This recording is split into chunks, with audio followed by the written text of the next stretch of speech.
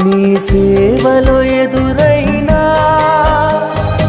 ఎన్నో సమస్యలలో నా బలమును చూచుకొని నిరాశ చెందితిని.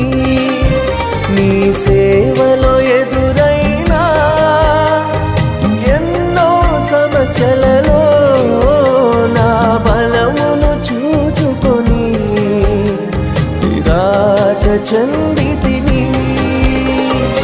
భారమైన ఈ సేవను ఇక చేయలేనని అనుకొనగా, భారమైన ఈ సేవను ఇక చేయలేనని అనుకొనగా, ప్రధాన యాజకుడా యేసు నీ అనుభవాలతో బలపరచితివి.